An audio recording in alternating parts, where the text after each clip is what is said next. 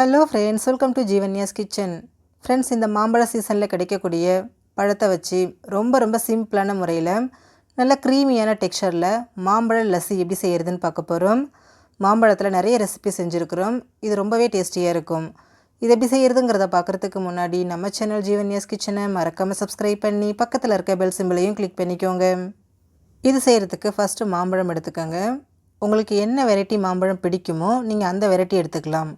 நல்லா பழுத்த பழமாக எடுத்துக்கோங்க. எடுத்துகிட்டு இந்த மாதிரி ஸ்லைசஸாக கட் பண்ணிவிடுங்க. கட் பண்ணதுக்கப்புறமா ஒரு ஸ்பூன் வச்சு எடுத்திங்கன்னா அந்த பல்ப் மட்டும் தனியாக வரும் பாருங்கள். இந்த மாதிரி பழத்தை மட்டும் தனியாக எடுத்துருங்க. எடுத்ததுக்கப்புறமா இதை கொஞ்சம் குட்டி குட்டி பீசஸாக கட் பண்ணி எடுத்துக்கோங்க. நல்லா பழுத்த பழமாக எடுத்துக்கோங்க. அப்போ தான் நல்லா க்ரீமியாக நல்லா குடிக்கிறதுக்கு ரொம்ப டேஸ்ட்டாக இருக்கும். நம்ம கட் பண்ணியிருந்த மாம்பழத்தோட அளவுன்னு பார்த்தீங்கன்னா 2 கப் இருக்குது. இப்போ இதை அப்படியே ஒரு மிக்சர் ஜாரில் சேர்த்துக்கோங்க. நான் எடுத்த பழம் நல்லாவே இனிப்பாக இருந்துச்சுங்க. இது கூடவே ஒரு 1/4 கப் அளவுக்கு சர்க்கரை, நீங்கள் எடுக்கிற பழத்தோட இனிப்பை பொறுத்து சர்க்கரை சேர்த்துக்கோங்க. அடுத்ததாக இதில் கொஞ்சமாக குங்குமப்பூ, இது ஆப்ஷனல் தான், இருந்தால் சேர்த்துக்கோங்க, இல்லைனா ஸ்கிப் பண்ணிவிடுங்க. சேர்த்துட்டு இதை நல்லா அரைச்சி எடுத்துருங்க. அடுத்ததாக பாருங்கள், தயிர் எடுத்துருக்கிறேன். நான் நல்லா ஃப்ரெஷ்ஷாக தயிர் எடுத்துருக்கேங்க.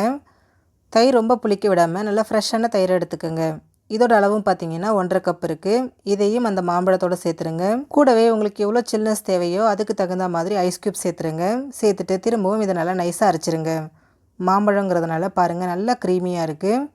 இப்போ இதில் உங்களுக்கு என்ன கன்சிஸ்டன்சி தேவையோ அதுக்கு தகுந்த மாதிரி நல்லா சில்லுன்னு இருக்கக்கூடிய பால் இல்லைனா சில்லுன்னு இருக்கக்கூடிய தண்ணி சேர்த்துக்கோங்க. நான் 1/2 கப் அளவுக்கு தண்ணி சேர்த்துக்கிறேன். சேர்த்துட்டு திரும்பவும் ஒரு தடவை அரைச்சிருங்க. அரைச்சதை அப்படியே கிளாஸுக்கு மாற்றி சர்வ் பண்ணிக்கலாம்.